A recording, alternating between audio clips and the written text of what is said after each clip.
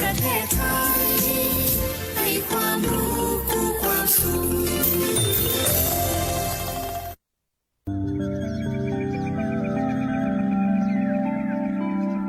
สถานีวิทยุกระจายเสียงแห่งประเทศไทยจังหวัดลำปาง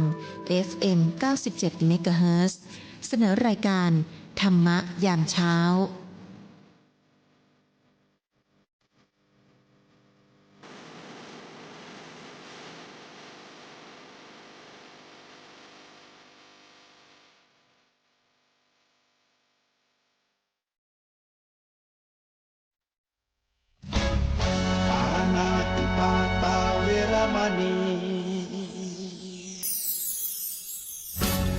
อธินาทานาเวรมณีกาเมมุสาสุราเม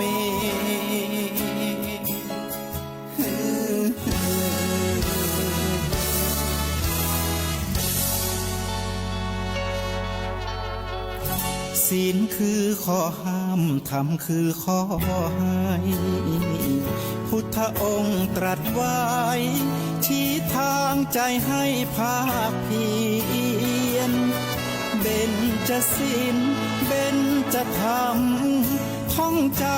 ำสมัยเราเป็นนักเรียนธรรมะไม่เคยแปรเปลี่ยนแต่เรายังจำได้มาทวงคำมันหมู่บ้านศีลห้าถือเป็นพันธะชาวพุทธทุกคนทั่วไทยสำนักพุทธขับเคลื่อนธรรมจุดเทียนสว่างที่กลางหัวใจสังคมจะร่มเย็นได้ศีลธรรมในใจต้องมีครูอุปัชฌาจารย์ในโอกาสนี้จะขอจี้ไขขานเราถึงตำนานวันยี่เป็งเจ้าเป็นการศึกษาล้านนาแบบเบาให้ลูกหลานเฮาได้ฮู้ขอตั้งความเพียรเขียนเป็นกระโทน้อมใจเล็งรู้ต่างธรรมยี่เป็งเฮานั่นเล่าขานจือจำนะสืบเล่าเก่ากรรมลำน้ำก่อนกี่ย้อนเมื่อเก่าก่อนล้านนาเป็นที่นี่นะบ่มีกระทงลอยน้ำนพพระมหาศรีอันนี้ขอย่ำห่อนหีดเก่ากำล้านนานี่เป็งนาล้านนะเหนือหันรัฐานะ14คำดาตานาแปลงบ้าแปลงป้านประตูป้าแป้งเนี่ยแปลงไว้หน้าบ้านของกินของตาลเมียพร้อมแถมวันทัดมา15คำน้อมพร้อมกันตีหันวัดว่าในขาบเมื่อเจ้าเฝ้าพระสัทธาถวายตานาแด่สังขาเจ้าขวายมาปล่อยว่าวล้มนิยมแบบเป้าหีดของหมู่เฮาเก่าก้างหอดขำคืนมาจันทาเด่นข้างไปวัดแต่งหานฝังธรรมเมื่อเทศจบแล้วเนี่ยเฮาก็มาตามพังปฏิโคมงามสีสายสว่างแจ้งปล่อยว่าวคมไฟบอกไฟทองดอกแทงแสงอลามเหลืองสองฟ้าต่างแส่ซ่องเสียงสำเนียงสง่าสาตุถั่วล่าหยีเป้งแบบนี้เนอเล่านะเหตุเก่าถูกเพ่งนะอย่ามัวไปเล็งขึ้นเข่งเอกอ่างลอยกระทงลงน้ำแม่กวางนบพมาดนางแถมเล่าในทินนะล้านนานะเมินมาแต่เก้าบ่มีเนื้อเจ้าหีดห้อยหากเขาจักฟื้นขึ้นมาใจสอยขอฮือสืบห้อยคอยพอแบบเป่านี่เป็นล้านนาปูจาพระเจ้าป่างเมื่อลงมาจากฟ้าเนื้อแต่นี่เป็นเล็งฮือสังง่าต้องมีใจกล้าเลือกเอาจบลำน้ำข่าวลงเปียงเต้าอี้ก่อนและนายเฮยเจริญพรอนุโมทนาขอบคุณกับอาจารย์ธนันพี่วงงามอำเภอแม่ออนจังหวัดเชียงใหม่ที่ได้ฝากกำข่าวห้ามกำเครือต่างๆนะมาให้กันในรายการธรรมะยามเจ้าแต่ละข้างแต่ละตอนแต่ละบทไป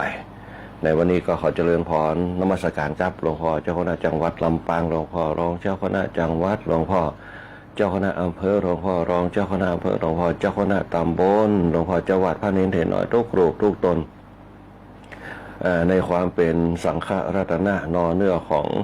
พระรัตนตรัยของเฮาโดยเฉพาะพระพุทธพระธรรมพระสงฆ์เป็นองค์เอกอ้างในการที่เฮานำเอามาเป็นแนวทางในการดำเนินชีวิตความเปลี่ยนแปลงแห่งธรรมชาติในยุคสมัยอดีตการ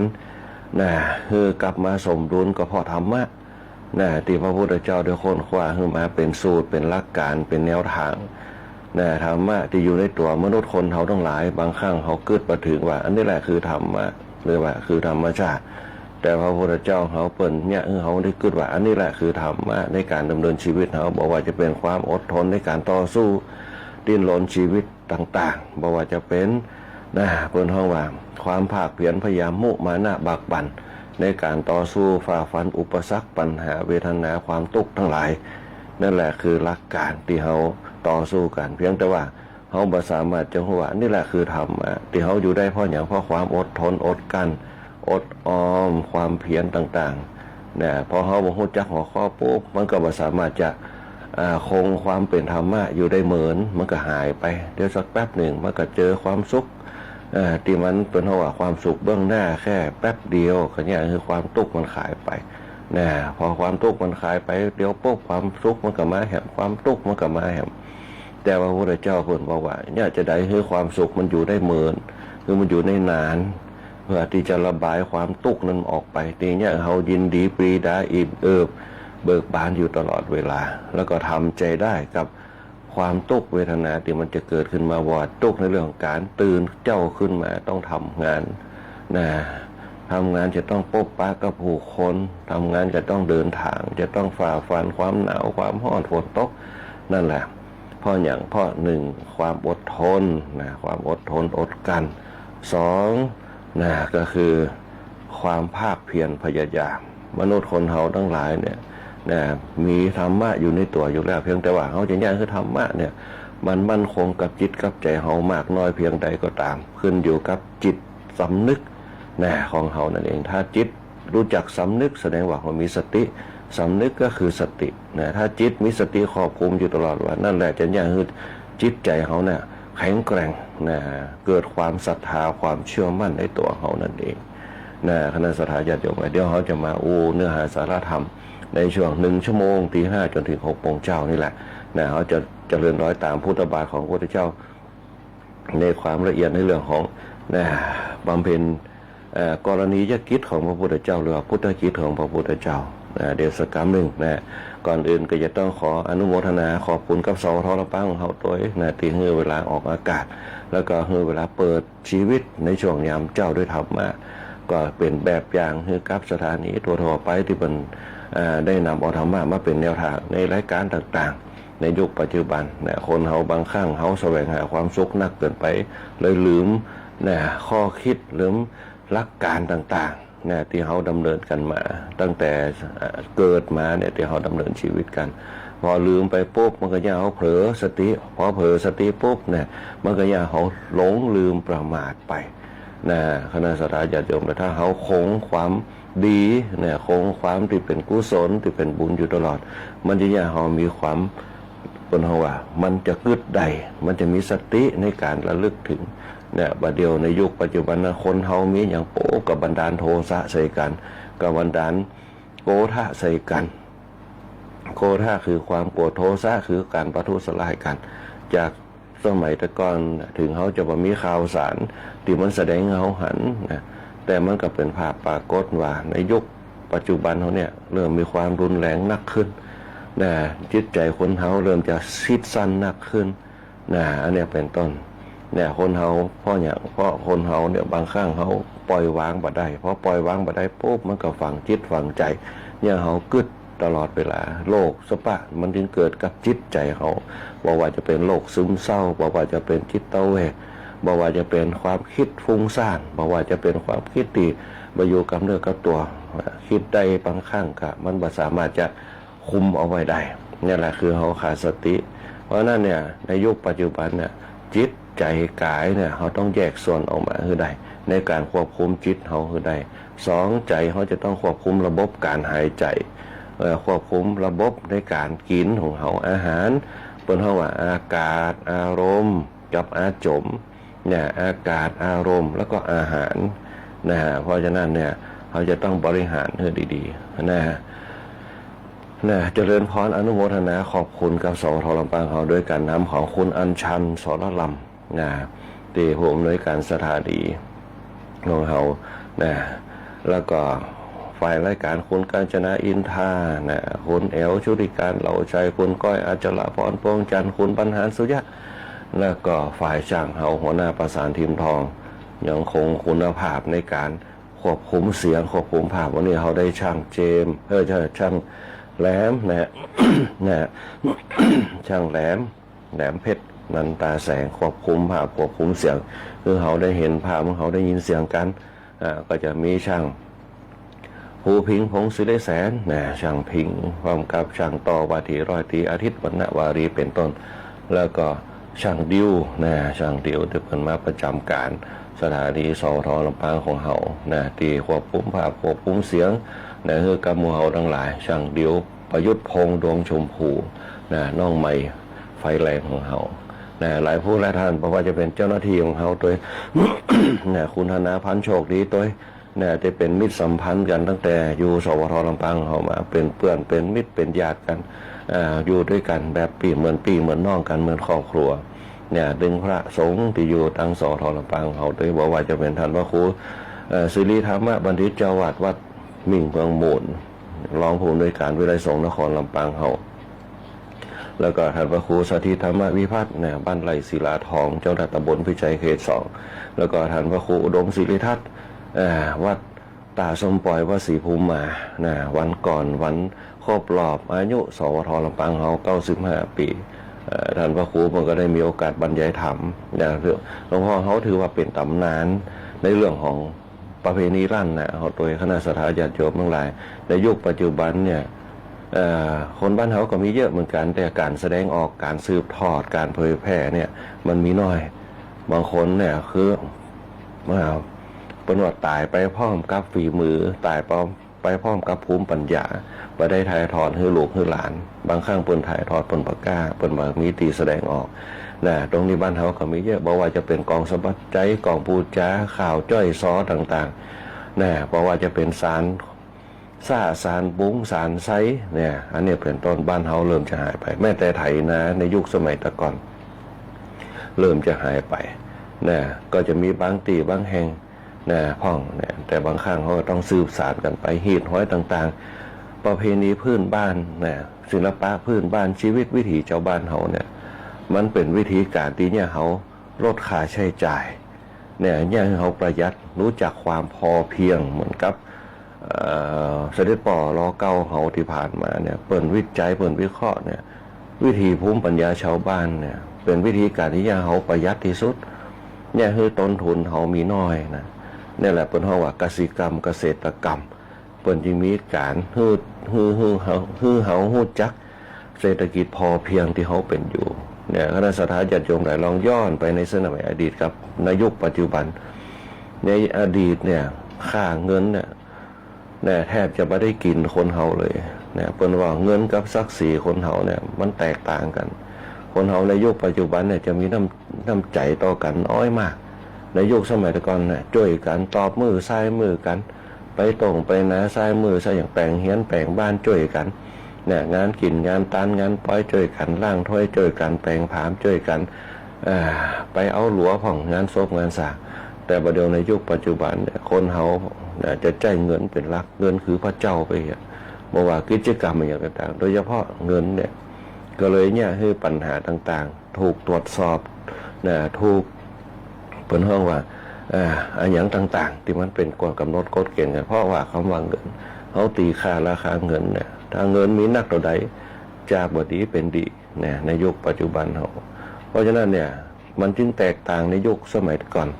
ในยุคสมัยก่อนเนี่ยเป็นห้องว่าน้ำใจในยุคปัจจุบันน้ำใจมันกินมาได้น้ำมันกับน้ำใจลองเอาน้ำใจมาเติมรถพรมีก็ในยุคปัจจุบันถึงกับขั้นตรงนี้เพราะฉะนั้นเนี่ย สิ่งต่างๆเนี่ยบางครั้งเนี่ยบนเฮาว่ายุคสมัยตะก่อนกับอดีตมันจะแตกต่างกันในยุคปัจจุบันเฮาดิ้นรนอย่างตื่นเจ้ามาปุ๊บนะถ้าบอกไปทำงานบ่ได้ละเพิ่นจะไล่ออกหัวถ้าบอกไปทำงานยอดก็อย่าตกครับเนี่ยแต่ในยุคสมัยตะก่อนอยู่กันได้มีความสุขบ่มีเรื่องทะเลาะกันครอบครัวแตกแยกกันก็เพราะเงินเยอะแยะเป็นหนี้เป็นสินกันเนี่ยคือปัญหาเรื่องเงินคำว่าเพราะฉะนั้นคำว่าเงินน่ะเป็น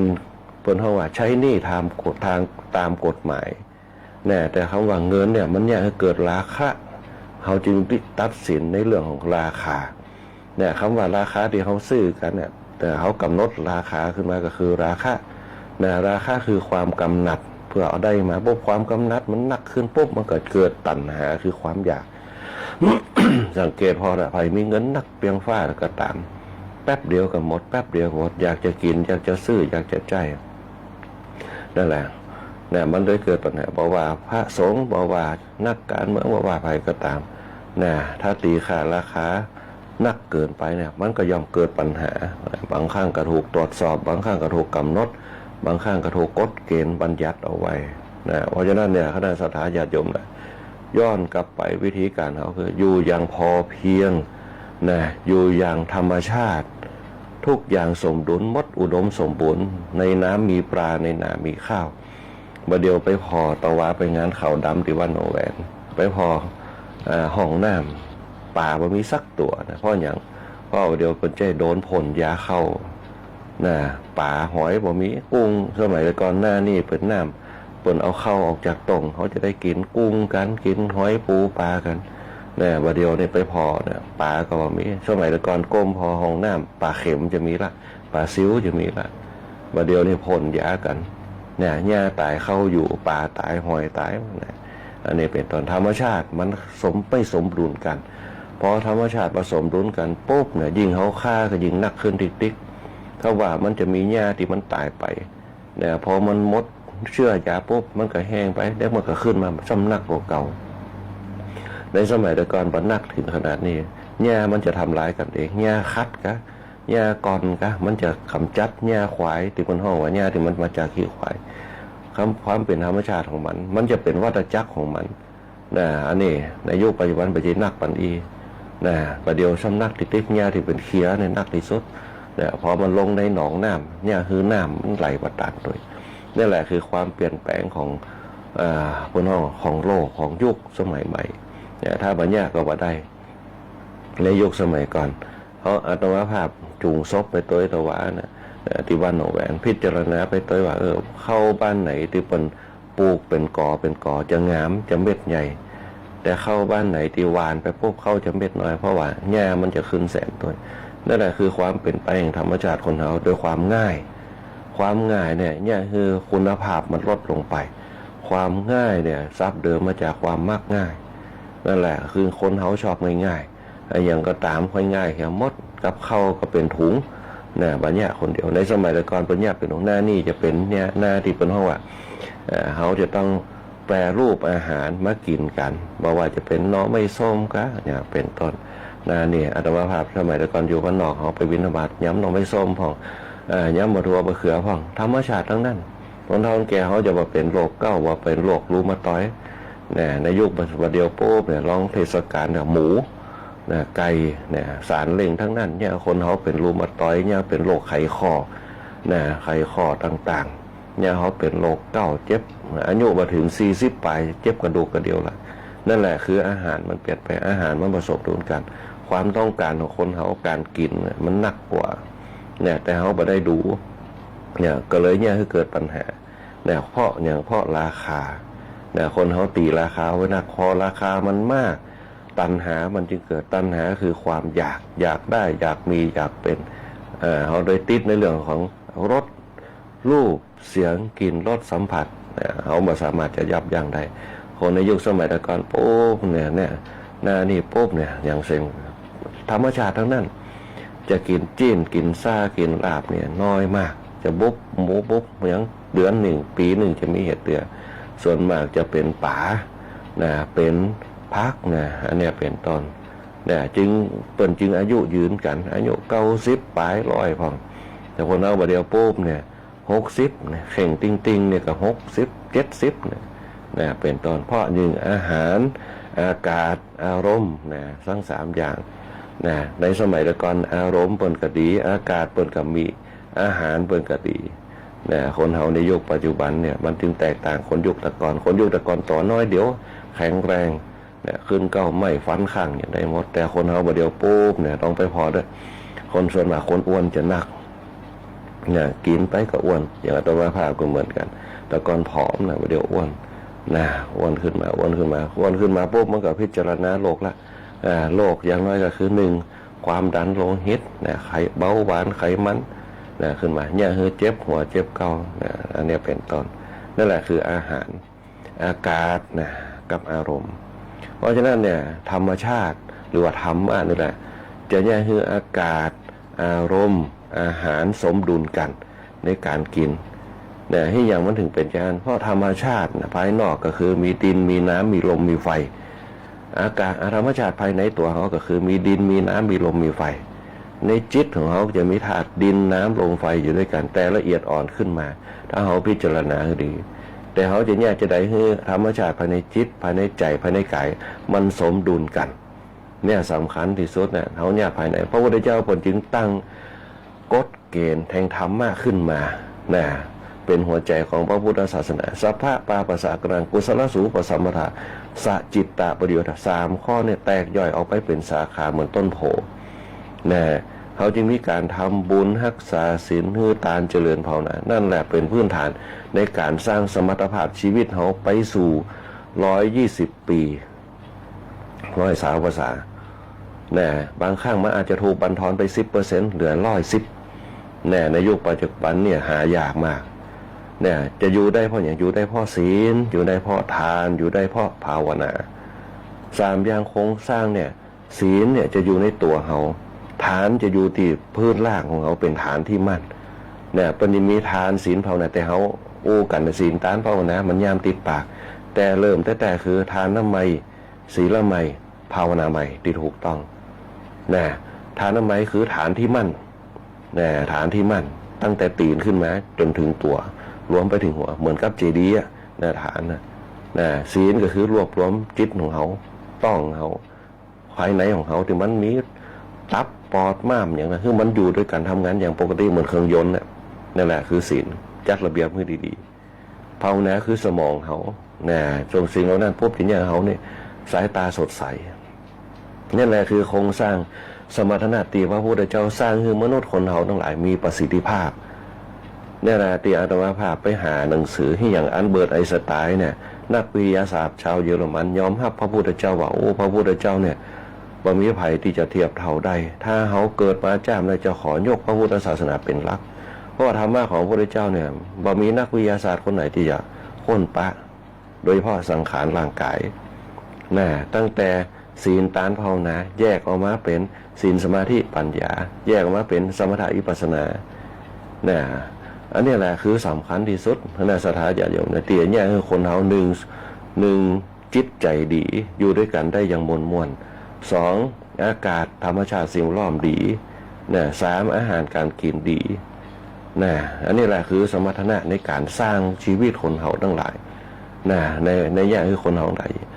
พื้นฐานอันแรกตรงนี้เป็นต้นในเนื้อหาสาระธรรมที่เขาจะอู้กันอันนี้ก็คือ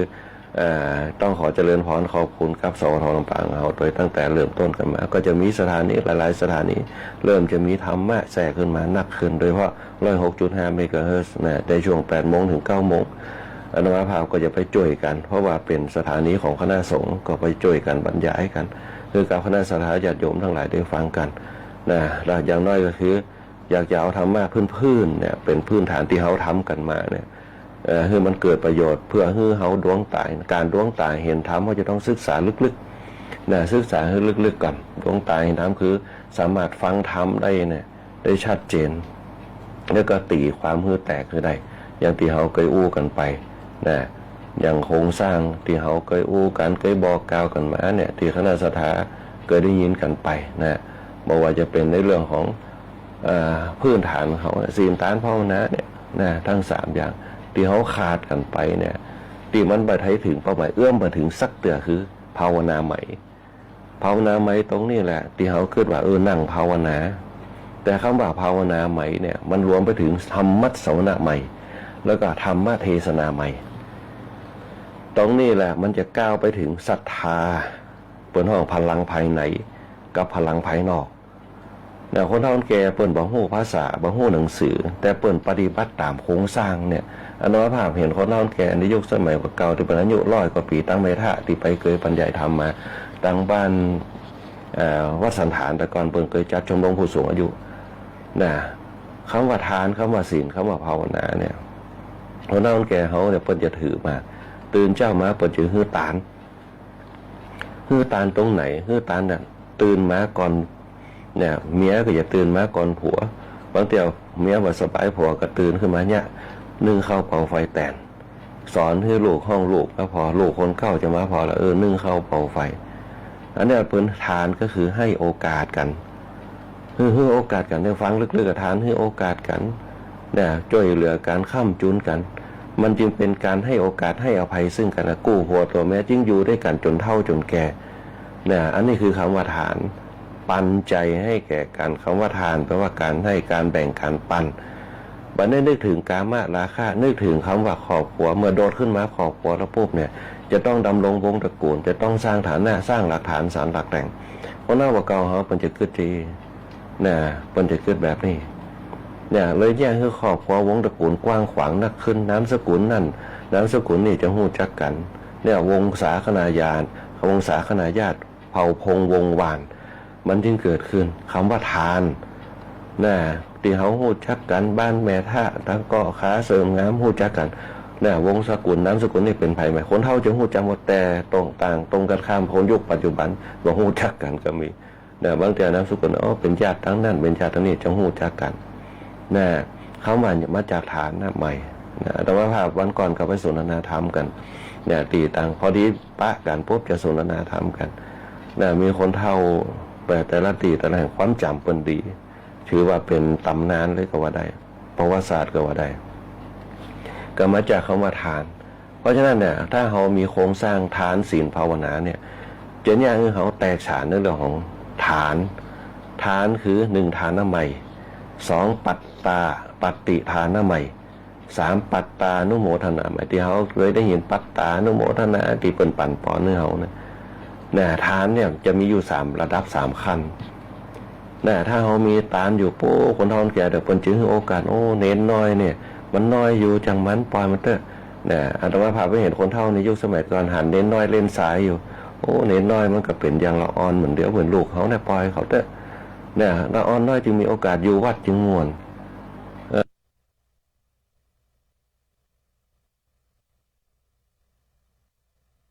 ปล่อยมันเล่นอย่างหน้าบัดฮบก็เล่นบัดฮบหน้าบอกไฟกับปั้นบอกไฟเล่นปล่อยเขาปีไหนมิตรนั่นแหละคนเฒ่าแก่เป็นมีฐานเป็นปั่นใจเป็นให้โอกาสเนี่ยคณะสัทธาญาติโยมทั้งหลายเนี่ยเสียงจะหายไปครับอันนี้เป็นห้องว่าฐานทำไมเนี่ยเวลาจะเตะดีๆนี่เสียงจะบอกใครเนี่ยคืนจะหายคณะสัทธาญาติโยมทั้งหลายนี่แหละคือว่าฐานทำไมมันจะเริ่มต้นมาจากฐานศีลภาวนาโดดมาได้ฐานจะแตกแยกออกมาเป็น2อย่างฐานทำไมปันสิ่งของเหี่ยก่อนเหมือนกับทุกฐานเนี่ยที่ปันสิ่งของคือคนนั้นคนนี้เป็นจิตที่เขาคือเปิ่นเขาจะได้เลเวลเขาจะได้อานิสงส์คือเอื้ออารีเอ็นดูสงสารเมตตากรุณามันจะเกิดในจิตของเขาเลยอานิสงส์เมตตาเนี่ยจะเกิดกับตัวเขาคือเขาฮักเขาให้เอ็นดูเขาความเอ็นดูสงสารมันมาจากความกรุณานั่นแหละทานทำไมปั่นสิ่งของเขาแล้วท่านต้องปั่นสิ่งของเขาเนี่ยเขาจะยิ้มใส่เขาจะอินดูเขาสะอาดตู้อย่างต่างถึงเขาจะคิดบดีกับเขาจะได้แบบแต่เขาต้องสาธุเขาจะได้เลเวลเขาจะได้อานิสงส์ตรงนั้นอยู่ในจิตของเขาจะเสริมดอกบัว1 ดอกขึ้นกับจิตของเขาละทำไมอานิสงส์เมตตาก็จะเกิดขึ้นมา1สะสม1อันเป็นห้องทานทำไมปั่นสิ่งของถามว่าเอาสิ่งของขึ้นไปปุ๊บตีหน้ายากใส่เขาตีเขาบ่มียินดีขนาดนักสิ่งของบ่ว่าจะได้ก็ตามเดี๋ยวสมเมินถึงกับมาหาละเนี่ยอันนี้คือเป็นจีแต่เขาจะต้องฮื้อปัญญาจะต้องบอกฮื้อไปอันนี้เป็นอันนี้คือฐานใหม่เนี่ยเขาจนจะยินดีคำว่าการเชื่อมสัมพันธ์คนเขาเนี่ยการปฏิสัมพันธ์คือการให้ทาน การให้ทานอันนี้เป็นต้นอันนี้ในเชิงธรรมะฟังแต่คนบุคคลบางอย่างที่เขาหันปะปันปล่อยเข้าไปนั่นคือฐานฮื้อไปโดยบ่ต้องสงสัยฮื้อไปโดยที่บ่ต้องพิจารณาฮื้อไปด้วยกำลังฮื้อไปด้วยกำลังที่เราให้เขาจะไปทุ่มนักจนสุดตัวคือฐานแล้วก็ติดอยู่ในฐานว่าต้องทำต้องได้ต้องนี่เขาจะไปกึดจานเขาคือว่าปั่นสิ่งของเข้าไปฮื้อกินกึดผาธนาเห็นว่าเนี่ยถ้าเขาบ่ฮื้อเขาอดอยากบ่ฮื้อเขาขาดแขนบ่ฮื้อเขาสิ้นเนื้อประดาตัวฮื้อไปขอบุญกุศลที่เขาได้ฮื้อกับคนนั่นบุญเก่าของเขาที่เขามีขอปั่นฮื้อเขาของนั่นแหละคือจิตของเขาที่ส่งไปการปั่นสิ่งของเป็นฐานใหม่พลังภายในเนี่ยมันมีอยู่แล้วแต่เขาจะเจือหรือว่าเจือขึ้นอยู่กับตัวเขาแต่ว่าจะต้องขึ้นอยู่กับฐานที่มั่นของเขาตัวเดี๋ยวศรัทธาหรือว่าศรัทธามันก็จะมาตามของมันเองศรัทธาไม่ได้อยู่ที่ตัวเราอยู่ที่จิตของตัวเขาเขาจะแก่กล้าเก่งกล้าได้ศรัทธาคือความเชื่อเหมือนเขาหันความเหมือนเขาก็กลัวผีแต่เขามีความกล้าเขาบอกกลัวคนมาลุกไปได้นั่นแหละคือความศรัทธาเริ่มต้นเขามีอยู่แล้ว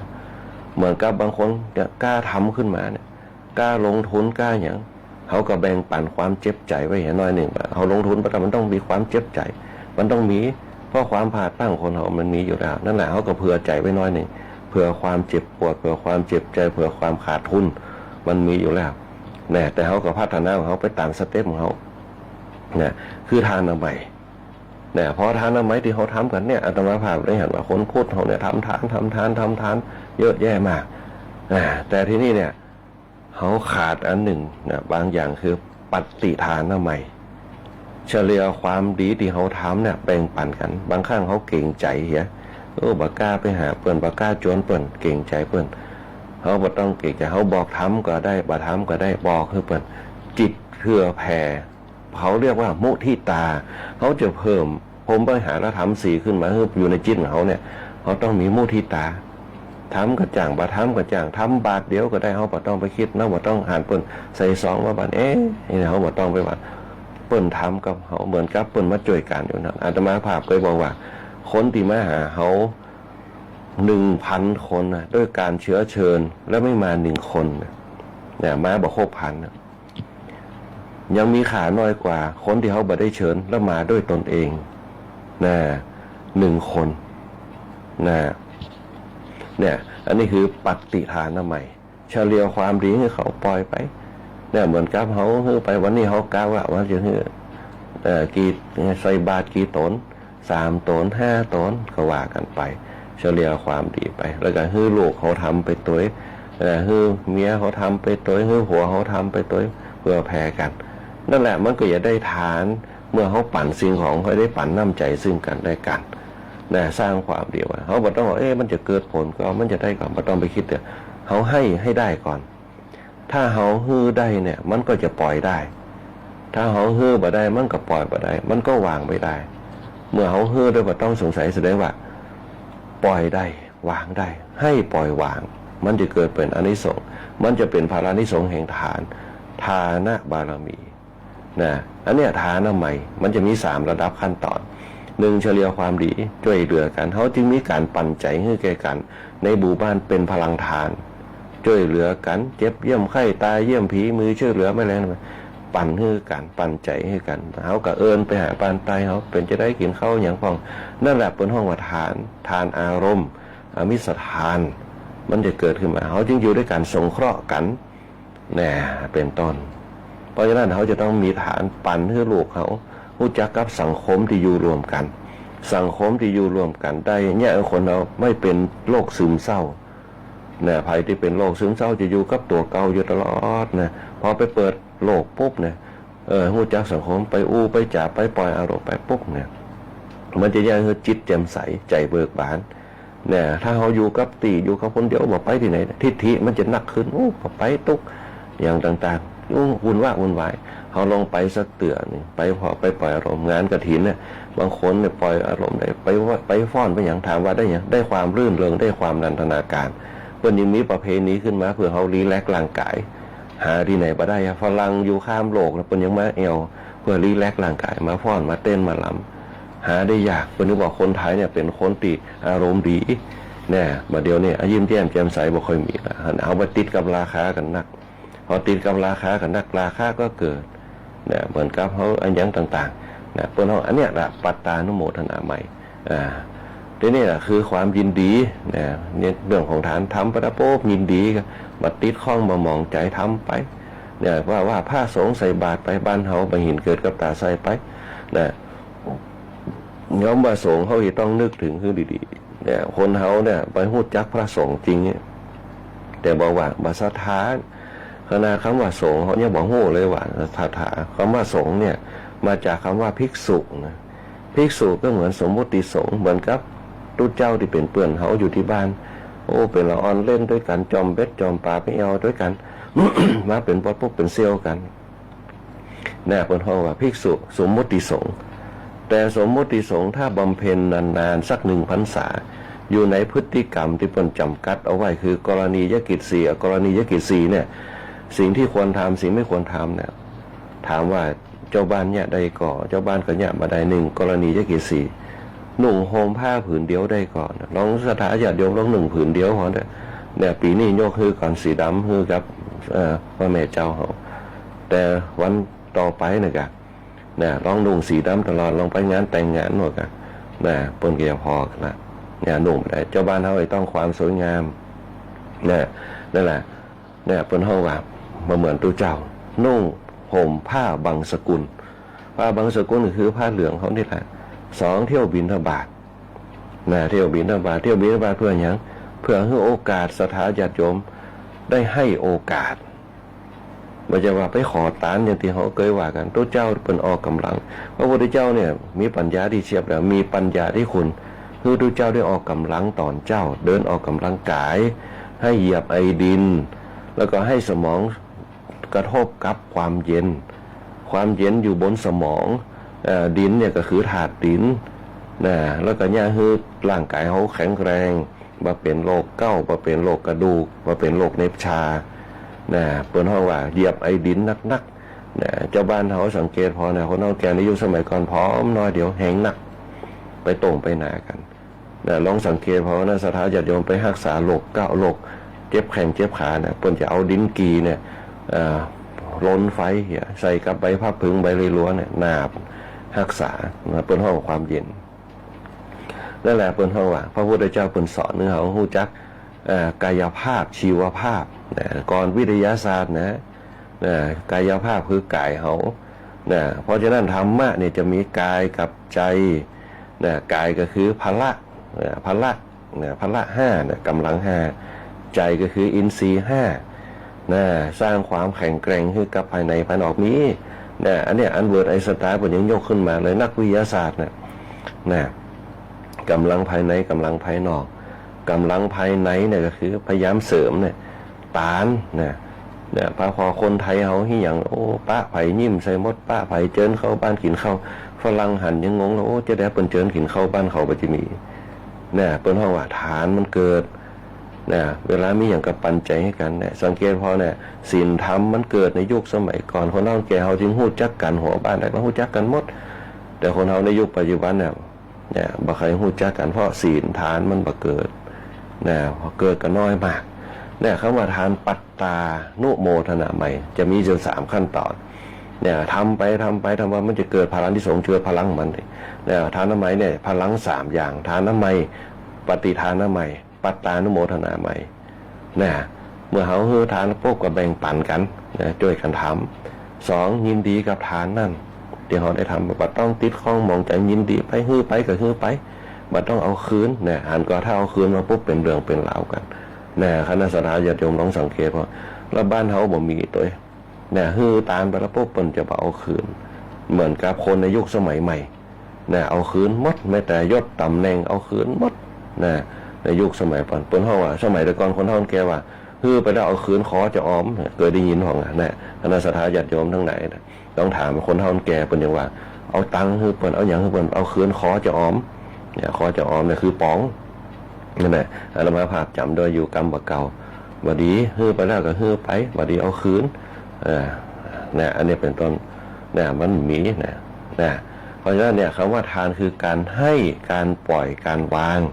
นะแล้วจะทำให้เกิดให้อภัยแล้วก็ให้โอกาสเกิดขึ้นในสังคมนี่แหละคือความเข้มแข็งย่างคือเขามีพลังจิตพลังใจในการทำงานในการต่อสู้ในความเชื่อต่างๆที่มันเป็นเป้าหมายในการดำเนินชีวิตเขาอย่างศีลก็เหมือนกันเนี่ยศีลละไมเนี่ยรักษาศีลอยู่ในสกอร์ของศีลที่ได้ศีล5ที่เคยบอกไปเนี่ยนะรักษาให้ได้หนึ่งบ่ต้องไปคุยบ่ต้องไปว่าบ่ต้องไปหยังไผอยู่กับตัวเก่าเขาได้นะถึงเขาจะมีภูมิปัญญามากมายกายกองต่างอยู่กับตัวเขาได้นะแล้วก็เขามาแก้ไขเอาเนี่ยเขาตั้งรักไว้ก่อนบอกจะไปฟังซอดบ่จะไปฟังเสียดเนี่ยมีความโหกปุ๊บเนี่ยมีศีลมีระเบียบเก็บไว้ในใจเย็นๆใจเย็นๆบางข้างคนเขาในยุคปัจจุบันบัดตันอุดจบเตือซอดมาแล้วเนี่ยลองสังเกตพอได้แม้แต่ละออนก็เหมือนกันในยุคปัจจุบันในสมัยก่อนละออนนี่จะมามีสิทธิ์ที่จะเข้ามาแสกกับคนใหญ่อู้กันเพราะมีศีลพ่อแม่ไปจะสอนให้มีศีลคนใหญ่ผู้รักคนใหญ่อู้กันห้ามละออนมาสอดมาอย่างเสียมารยาทนี่แหละศีลเนี่ยเกิดจริยธรรมจรรยามารยาทนั่นแหละปัญญาสอนกันสังเกตพอถ้าละออนรุ่นเขาเนี่ยรุ่น50ปลายลงไปเนี่ยพ่อแม่ปัญญาสอนเนี่ยพ่อแม่ก็จะมีความรู้สูงเนี่ยป.4 ผ่องมาจบผ่องเนี่ยเปิ้นจะสอนเลยเวลาเดินผ่านคนใหญ่ต้องก้มหลังเนี่ยจะลองถามหมดเลยตอนแกที่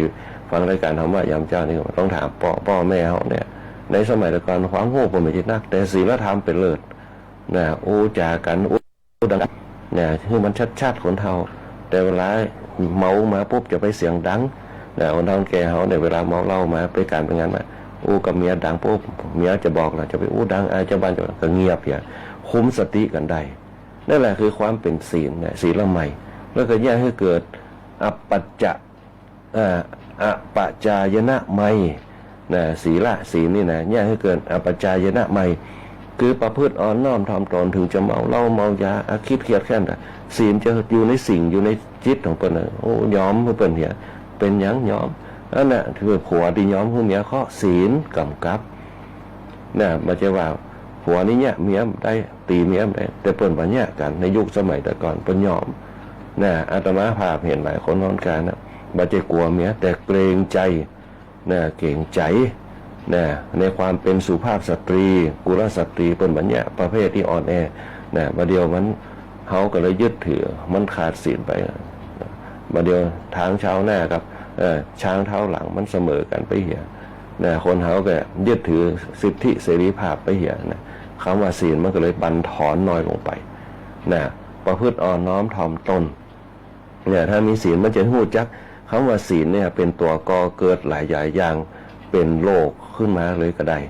นะที่เปิ้นบอกขึ้นมานะเปิ้นว่าศีลเกิดเนี่ยคือคนเขามีอย่างหนึ่งกิริยามารยาทที่เปิ้นเขาว่าจรรยามารยาทเกิดขึ้นในตัวตนบุคคลศีลเนี่ยสองย่าคือเกิดจารีตประเพณีนะจารีตก็คือพฤติกรรมต่างๆในติภาคปฏิบัติเขาคือเป็นธรรมเนียมในบ้านเขาจารีตประเพณีย่าเกิดวัฒนธรรมย่าเกิดอารยธรรมขึ้นมาศีลเนี่ยนี่อย่างคนไทยเขาคนพูดเขาเป็นคนที่มีจิตใจดีนี่อย่างยอมคือคนง่ายๆพ่อเปิ้นจะบาเถียงไผ่เปิ้นจะมาว่าไผ่ก่อนสังเกตเงียบเนี่ยก็ได้เนี่ยถึงเวลาลูกหือขึ้นมาปุ๊บมาเป็นหมู่เป็นจุ่มนั่นแหละคือศีลเนี่ยอัปปัจจายนะใหม่แล้วก็มันจะเกิดเนี่ยคือวัยยาวัจจะใหม่ขวัญขวายนะพอมีระเบียบปุ๊บเนี่ยเหมือนกับประเทศเขมรเนี่ยที่อยู่ตั้งชายแดนเขาหันก็เนี่ยคือศีลเขาที่อย่างนี้ยอมกันนะคือเปิดมาอาศัยอยู่สุดท้ายปุ๊บเปิดมาเบียดเบียนเขาเนี่ยสุดท้ายแล้วปุ๊บเป็นจะได้ประเดี๋ยวนี้สังคมโลกตาหน้าเขานะเป็นคนที่กินบนเรือนขี่รถบนหลังคานะเกิดขึ้นมานะอันนี้เป็นทองศีลละไมจะมีผลของมันเพราะฉะนั้นเนี่ยคำว่าทานคำว่าศีลมันจะเป็นธรรมชาติ เป็นธรรมะขึ้นมา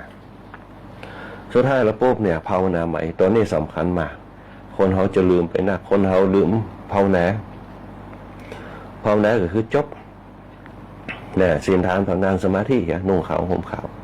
แต่คำว่าภาวนาเนี่ยเขาลืมบางครั้งเขาเด็ดพักเขามากินยอดมันสักกำเขาเด็ดกากินกาตั้งเก้าเนี่ยตั้งปลายเขาลืมเขาตึกภาวนาไปเหี้ยนะ คำว่าภาวนาเนี่ยจะเป็นยอดแห่งความเชื่อมั่นศรัทธาเกิดขึ้นได้เนี่ยเปิ้นมีภาวนาอยู่3ระดับ1ภาวนาใหม่เจริญภาวนาเจริญภาวนาทำให้กายเขาเจริญด้วยอาหารทำให้ใจเขาเจริญด้วยอารมณ์นะทำให้จิตให้ใจเขาด้วยอาหารกายด้วยอาหารนะใจด้วยอากาศจิตด้วยอารมณ์นั่นแหละคือภาวนาถ้าจิตใจกายได้อากาศได้อารมณ์ได้อาหารที่ดีปุ๊บเขาจะมีสุขภาพสังเกตพอคณะสถาญาติโยมหลายเวลาเขาตุกเขาทรงเนี่ยร่างกายเขาจะเศร้าหมองหน้าจ่าจะบสดใสแต่วันไหนถ้ามันตั้งจิตให้ดีปุ๊บเนี่ยจิตมันตั้งมั่นใจมันตั้งมั่นกายมันตั้งมั่นเนี่ยจิตมันได้อากาศดีๆอารมณ์ดีๆเนี่ยอารมณ์ดีเขาจะสดชื่นตลอดใจเขาได้อากาศดีๆสูดอากาศเข้าไปลึกเนี่ยปนึงเขาสูดอากาศกายได้อาหารดีๆปุ๊บกายได้อาหารดีปุ๊บสุขภาพร่างกายมันแข็งแรงมันก็เจริญไวเจริญไวเจริญสุขมันก็จะตามมาเนี่ยแหละคือภาวนาเนี่ยเขามีสมาธิตั้งมั่นที่จะทำอย่างได้ดีอันนั้นแหละคือจุดเริ่มต้นในการใจวิถีชีวิตเขาเนี่ยคือภาวนาเนี่ยทัดมาปุ๊บจากภาวนาน้อยหนึ่งที่เขาลืมกันไปคือธรรมัสสวนาใหม่เนี่ยฟังธรรมอาตมาภาพแล้วมันนั่งเกิดกระบวนการคนท้องแก่เขาในยุคสมัยก่อนที่อย่างเปิ่นชอบมาวัดในวันศีลแล้วเวลามาวัดปุ๊บเนี่ยเปิ่นจะบอกอู้กันในเวลาตู้เจ้าเตะธรรมนะเปิ่นจะนึกถึงปุ้นในสมัยพระพุทธเจ้าปางมารวิชัยพระพุทธเจ้าในวิหารจะเป็นปางมารวิชัยเพราะว่ามารปางมารวิชัยเนี่ยเพราะว่าในช่วงที่เปิ่นปฏิบัติธรรมจะตรัสรู้มีมารเข้ามารบกวนอู้เสียงดังจอกแจ๊กแปลงเสียงเป็นเปรตเป็นอย่างอสุรกายผม ทำลายสมาธิของพระพุทธเจ้าพระพุทธเจ้าก็อย่าเตะในเรื่องราคะตัณหากามแล้วเนี่ยเพื่อพิชิตมารอันนี้เป็นห้องสมัติสมณะใหม่เนี่ยส่วนมากคนเฒ่าแก่เขาในยุคสมัยตะก่อนพวกเปิ้นจะฟังธรรมร้องสังเกตเพราะแต่เปิ้นจะนุ่งขาวห่มขาวไปฟังธรรมเปิ้นจะเงียบของเปิ้นจะบ่าอู้บ่จ๋าจึงเปิ้นจะบ่ว่าไขถึงจะอู้ก็อู้เหี้ยมันเข้างามก็เข้านั่นเขานี่อย่างต่างๆปลูกพักปลูกหยังก็เนี่ยไปทำการทำงานก็สบายดีก็เปิ้นจะอู้กันเปิ้นจะบ่าอู้ตีสิ่งที่บ่ดีต่อหน้าพระเจ้าในวิหารเปิ้นมาถึงปุ๊บสังเกตพอตั้งแต่กำแพงวัดถอดรองเท้าไว้หน้าวัดในสมัยตะก่อนติเคยหันรองเท้าไว้หน้าวัดเอากุ๊บเอาอย่างติดปกหัวเนี่ยเอาไว้หน้าวัดหมดเดินเข้าวัดมาเจ็ดตีนเจ็ดอย่างล่างตีนขึ้นวิหารเจ็ดหือแห้งปุ๊บไปถึงปุ๊บเปิ้นจะบูชาไฟก่อนไหว้พระเจ้าก่อนเป็นระเบียบไหว้พระเจ้าปุ๊บใส่ขันศีลขันธรรมบูชาพระเจ้ามาถึงโป๊กกับไปนั่งตีตัวเก่าเคยนั่งเอาผ้าขาวมาปูนั่งอู้กันมาอู้เสียงดังโวกเวกโวยวายพอตัวเจ้ามาโป๊กในสมัยก่อนกันหับศีลกันว่ากันดังสนั่นปันปืนอย่างแต่ก่อนเคยหันตั้งแม่ท่าตั้งห้างชัดเนี่ยที่เพิ่นจะมีกำแพงเมตตาอีตังตาหน้ากำมังนิปานะปัจจโยโหนตุโนนิจังเนี่ยตั้งสนั่นเหมาะตั้งเสริญตั้งโซปาบตั้งกอขานักแล้วเนี่ยคือคนเฒ่าแก่เขาเปิ้นมีความสุขเปิ้นอยากให้มาวัดเปิ้นจะเตรียมตัวด้วยศีลของเปิ้นแมลงมาปุ๊บเนี่ยจะเสาะเขาตอกดอกไม้คำพูจูดอกตะล่อมผ่องดอกงอนไก่ผ่องมากันเตรียมไว้หลังพระเจ้ามากับฮือลูกฮือหลานแยกกับเข้าเนี่ยใส่ไปใส่บาตรไปละติ้วไปของเปิ้นแล้วก็ไปกันเป็นเดินเป็นสายกันไปในยุคสมัยแต่ก่อนเนี่ยเพราะธรรมชาติมันเกิดขึ้น แล้วก็ถึงเวลาฟังธรรมปุ๊บเนี่ยเปิ้นจะตั้งใจฟังธรรมบทสรุปของเปิ้นจะฟังเนี่ยทำเพราะศีลทานภาวนาศีลทานภาวนาเปิ้นถือมั่นด้วยความศรัทธาตรงนี้เท่านั้นศีลทานภาวนานั่นแหละคือธรรมัสสวนาใหม่ฟังธรรมเนื้อหาธรรมะเนี่ยครึ่งชั่วโมงเนี่ยเปิ้นจำมันจะได้หมดแต่เปิ้นจะจำบทสรุปของเปิ้นคืออยู่ในศีลคืออยู่ในธรรมคืออยู่ในศีลกี่ในธรรมเปิ้นถึงว่าอยู่ในตานอยู่ในภาวนาเปิ้นอย่างเงียบภาวนาบ่ฮื้ออย่างเข้ามากระทบภาวนาของคนเฒ่าแก่เพราะอาตมาภาพเนี่ยสมัยเป็นเน้นน้อยจะอยู่กับคนเฒ่าแก่เปิ้นจะใจเฮากลางมุ้งคือพ่องเปิ้นนอนวัดกันในสมัยแต่ก่อนเพียวโบสถ์เพียวอย่างอาตมาภาพจะอยู่กับโบสถ์กับอย่างบ่ว่าจะเป็นอยู่ตั้งบ้านหนองแวนเฮาเนี่ยคนเฒ่าแก่เนี่ยเปิ้นจะสอนปูจ้าไฟพ่องเตรียมสืบชะตาผมเปิ้นจะสอน สมัยแต่ก่อนเป็นตัวมาอยู่ว่าสันดอเพิ่นน่ะอาจารย์นันมัวนี่จะสอนนะคือปูจาเตียนอย่างต่างๆนะจะสอนกระจำกรรมคนเฒ่าคนแก่มานะเว้นต้านผ่องอย่างผ่องว่ากันไปนี่แหละคือธรรมะสวนะใหม่เปิ้นจริงเนี่ยคือคนเฒ่าแก่อายุยืนนะเดินไปไหนได้เยือกอย่างสะดวกสบายแต่ว่าไปป้าลุงโน้นอายุ98นะน่าศรัทธาอย่าเปิ้นมาวัดมาว่าอย่าง98นะ98ไปองค์ตั้งบ้านหนองแหวนเฮานะป้าคุณแม่ปิ่นเพชรเลยนะถวายการน้ำกาไฟมาป้าการโป๊บถวายการน้ำกาไฟตลอดคุณแม่ปิ่นเพชรนะตีตะวาไปได้ป้ากันหลายผู้หลายท่านที่ป้ากันแล้วเป็นแฟนรายการธรรมะยามเจ้าทั้งสองทองลำปางคนตัวนะก็ได้สนทนาธรรมกันนะที่เปิดฟังธรรมก็ยินดีตัวดีคณะสัตยาจะได้ฟังธรรมโป๊บมีความสุขใจนะก็ขอบุญกุศลเนี่ยศรัทธาเขาเนี่ยอยู่กูกับพุทธศาสนาเขาไปเหมือนตัวนั่นแหละคือธรรมะสมณะใหม่เนี่ยคนเขาทั้งหลายเนี่ยตื่นเจ้ามาเปิดฟังธรรมะกันแล้วสุดท้ายธรรมะเทศนาใหม่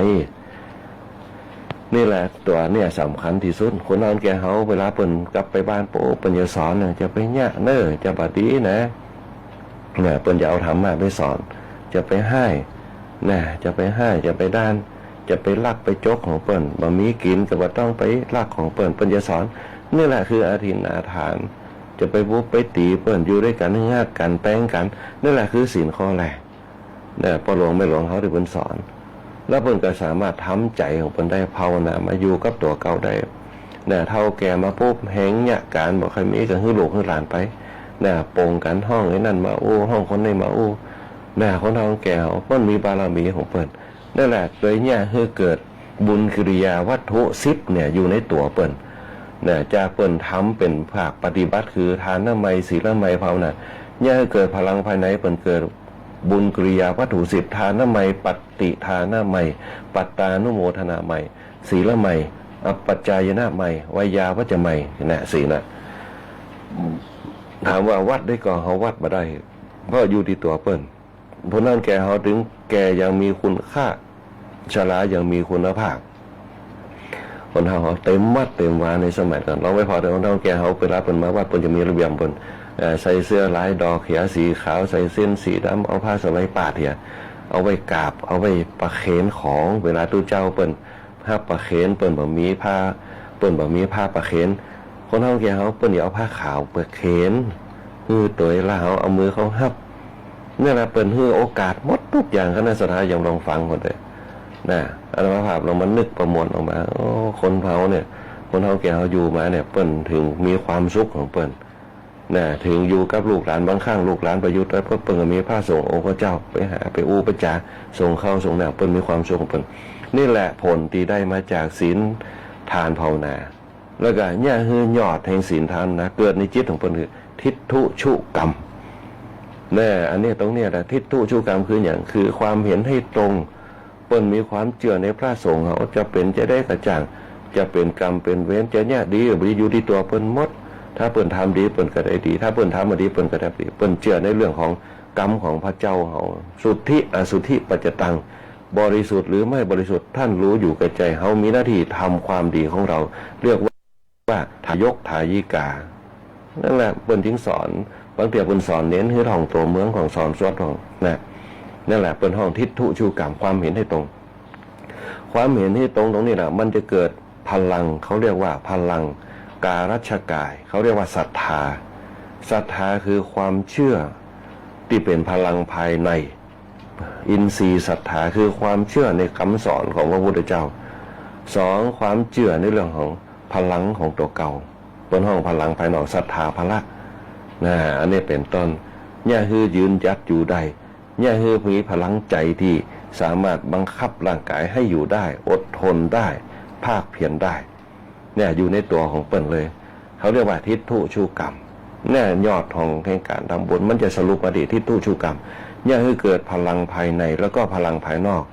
พลังภายในเนี่ยคือจิตดีใจดีนะเครื่องในเฮาดีนะทำงานอย่างเป็นระบบพลังภายในเนี่ยดีหมดทุกอย่างนะแล้วก็แยกพลังภายนอกหนึ่งหน้าตาสดใสจิตใจเบิกบานอายุยืนวันนะผิวพรรณผ่องใสสุขกายสุขใจแล้วก็พลังกายพลังใจ นั่นแหละมันจะเกิดผลของมันตามมาถามว่าสัมผัสได้ไหมสัมผัสไม่ได้แต่มีความรู้สึกไหมมีความรู้สึกเช่นนั้นนั่นแหละคือการละการของเปิ้นพระพุทธเจ้าก็เคยสอนนะสอนในเนี่ยอย่างที่เคยอุปไว้ในพรรษาที่2เนี่ยเปิ้นเคยสอนคือกับพระเถระทั้งหลายโดยเฉพาะพระสารีบุตรพระโมคคัลลานะแล้วก็พระมหากัสสปะนะพระมหากัสสปะก็เอาไปสอนที่นะพระพุทธเจ้าเปิ้นตัดยกย่องพระมหากัสสปะในพรรษาที่2พระมหากัสสปะเป็นคนแสดงธรรมเหมือนกับเปิ้นแสดงเลยเปิ้นจะแสดงตามที่เปิ้นเคยเตะก็อย่างพระมหากัสสปะเนี่ยประคาดถ้อยประคาดคำเลยสอนตามคำอู้เลยพระพุทธเจ้าเปิ้นจึงยกย่องพระมหากัสสปะนักขนาดว่าเป็นผู้มีคุณธรรมเสมอได้ตนตัวเปิ้นเลยนะแสดงธรรมเตะทุกกรรมตอนพระสารีบุตรบางครั้งยังมีโอกาสบางเตี่ยเปิ้นมีงานหนักพระสารีบุตรพระโมคคัลลานะนะแต่เปิ้นก็จำได้เป็นผู้มีความรู้มากแต่พระมหากัสสปะเนี่ยเป็นองค์สุดท้ายในการทำสังฆนาเนี่ยเป็นผู้สันโดษด้วยปัจจัย4เปิ้นจะว่าติดข้องในปัจจัย4ข้าวผ้ายาบ้านเนี่ยพระมหากัสสปะเปิ้นจะสันโดษด้วยสิ่งนี้เปิ้นบ่ต้องการในสิ่งอื่นที่นอกเหนือจากนี้ถ้าผ้าบ่ปุดบ่หยังเปิ้นบ่เย็บหยังจนยุ่ยล้มปัดกระปิวเนี่ยพระมหากัสสปะเปิ้นจะเปลี่ยนผ้านะเป็นผู้มักน้อยสันโดษเป็นผู้สมควรที่จะเข้าสู่สังคมไหนก็ได้นะแล้วก็เปิ้นตัดว่าพระมหากัสสปะเนี่ยเปรียบเสมือนเนี่ยดวงจันทร์คอยชักกายชักใจออกห่างตระกูลอยู่เสมอนะไหลลอยไปนะด้านยาประโยชน์ให้กับคนโลกทั้งหลายเนี่ยนะให้มีความแจ่มแจ้งให้คลายความกังวลเหมือนกับก้อนเมฆที่มาบังจิตบังใจนะออกไปได้พระมหากัสสปะเป็นผู้มีคุณสมบัติดังที่กล่าวมาเลยนะพระพุทธเจ้าได้ยกย่องนะธรรมเทศนาการเทศแสดงธรรมของท่านก็บริสุทธิ์บางครั้งเนี่ยเอาไปเตะไปอย่างปุ๊บสอนเนี่ยคนรู้สึกว่าแจ่มแจ้งขึ้นมาปุ๊บเนี่ยก็เนี่ยคือความชัดเจนมันเกิดขึ้นกับจิตกับใจเนี่ยคนเราได้ดวงตาเห็นธรรมได้ง่ายนะการแสดงธรรมที่บริสุทธิ์ตีพระมหากัสสปะได้รับจากพระพุทธเจ้านะพระมหากัสสปะจะเป็นคนที่ทุดงนะเดี๋ยวทุดงไปที่ไหนปุ๊บมันจะเดินทุดงไปตลอดนะพระมหากัสสปะเป็นคนถือธุดงค์อยู่ป่าเป็นวัดเที่ยวบิณฑบาตนุ่งห่มผ้าบางสกุลทรงจีวร3 ผืนเป็นผู้ที่มาคุกคลีด้วยหมู่พระพุทธเจ้าตรัสว่ามหากัสสปะเป็นผู้ชรา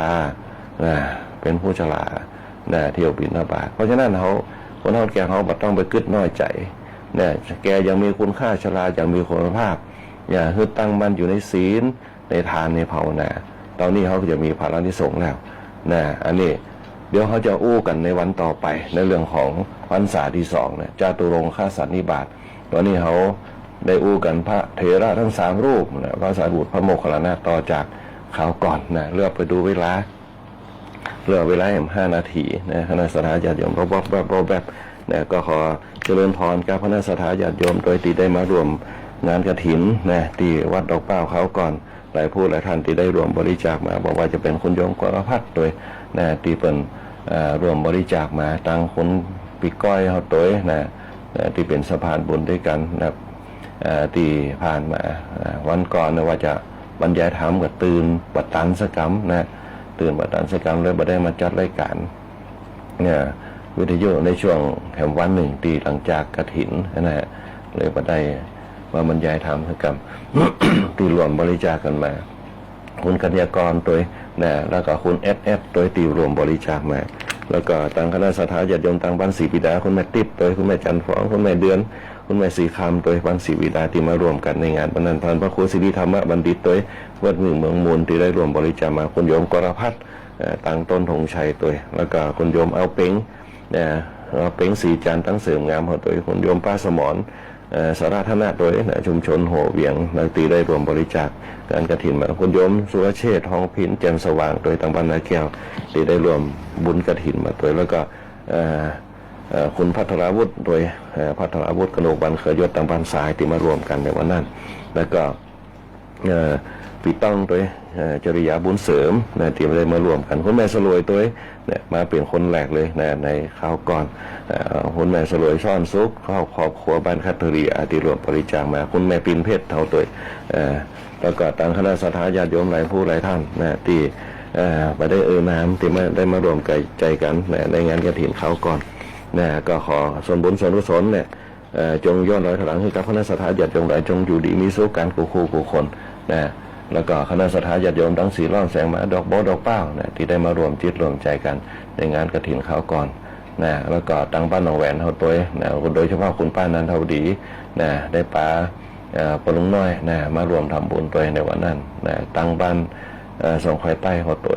ก็ขอเจริญพรอนุโมทนาบุญกับคณะสัตยาญาติโยมกูคู่กูคนที่ได้มารวมจิตรวมใจกันสร้างบุญสร้างกุศลรวมกันในวันนี้แล้วก็ในวันนี้ก็เป็นเป็นเพราะว่าวันสอบทำสนามหลวงวันแรกตัวตั้งคณะสงฆ์จังหวัดลำปางเขาที่เป็นจะสอบทำสนามหลวงนักธรรมชั้นโทนักธรรมชั้นเอกที่วัดบุญยวาสวิหารเขตอำเภอเมืองของเขาคณะสัตยาญาติโยมเจริญพรอนุโมทนาบุญกับคุณโยมสรวุฒิตัวคุณโยมแสงเดือนคุณโยมสุภาวดีคุณโยมดาราสินเจียนสิริคุณโยมนัชชาคุณโยมพิมพ์ตัวคุณโยมบวรคุณโยมปานน้อมคุณโยมมนชนกคุณโยมจันทร์ฟองคุณโยมแม่อภัยคุณโยมมะลิแก้วตัวคุณโยมกัญญาคุณโยมแม่เพ็ญศรีคุณโยมเพนคุณโยมนพดลตัวคุณโยมอุศรีคุณโยมเมลาวันตัวคุณโยมมิชิโก้คุณโยมนพรัตน์คุณโยมกัญญาคุณโยมสุรินทร์ฮัลโหลคุณโยมแอดตัวแล้วคุณโยมแดงหวานคุณโยมสุภาคุณโยมสมพรคุณโยมแสงจันทร์คุณโยมขมวนคุณโยมจันทร์คำคุณโยมซอยสุดาตัวคุณโยมสุภาพรคุณโยมลาเข็มศิลาคุณโยมเอราวัณคุณโยมนวลศรีตัวโยมพี่สมัยตัวที่เข้ามารวมสร้างบารมีธรรมรวมกันในรายการธรรมะยามเจ้าในวันนี้ตุปิติขามโนพิขุตุปิอภินันโทพิขุพระครูพิทักษ์ปริยานพระครูวิจารณ์วรการตัวแล้วก็ตุเจ้าพระครูโสพลตังวสันต์หนองบงโดยคุณโยมนภัสสรคุณโยมมะลิแก้วคุณโยมลาเข็มศิลาคุณโยมช่างเจมเขาตัวช่างเจมเพิ่นไปอยู่เชียงรายฟังรายการธรรมะยามโยมสารวัตรคุณโยมนพดลคุณโยมเอราวัณคุณโยมวนเที่ยงคุณโยมนพรัตน์คุณโยมธนชชาคุณโยมบวรคุณโยมสุภาวดีคุณโยมแม่เพ็ญศรีแล้วก็คุณโยมอุศรีคุณโยมแสงเดือนคุณโยมแม่วินิจตัวคุณโยมกัญญาคุณโยมลาวันคุณโยมปานอมคุณโยมยุทธศักดิ์ตัวคุณโยมพานีคุณโยมแม่ฟองคำคุณโยมอัชราพรดีเจก้อยเห่าคุณโยมแดงหวานคุณโยมมนชนกคุณโยมสุภาพรคุณโยมนวลศรีคุณโยมจันทร์คำตัวดูเจ้าธรรมดาตั้งเสริมงามตัวตีฟังรายการธรรมะยามเจ้าคุณโยมแม่ปินเพชรโดยตั้งบ้านหม่อนหอนแก้วป้าไหลตั้งบ้านวังป้าตัวคุณโยมเสียมตั้งส่องแควใต้ตัวเจริญพรขอบคุณกับคณะสัตยาญาติโยมใดสุดท้ายนี้ก็ขอให้ครับคณะสัตยาญาติโยมใดจงมีความสุขมีอายุวันน่าสุขาภละปฏิภาณคุณแม่สุรีตั้งบ้านตรงหัวจ้างตัวคุณโยมลุงสุรีตัววันนี้ขอเจริญพรลาด้วยเวลาแต่เพียงโอกาสหน้าก็มาพบปะกันใหม่วันนี้ก็ขอเจริญพรติดตามรับฟังรายการธรรมะยามเช้าได้ใหม่ในวันและเวลาเดียวกันนี้ทางสถานีวิทยุกระจายเสียงแห่งประเทศไทยจังหวัดลำปาง FM 97 เมกะเฮิรตซ์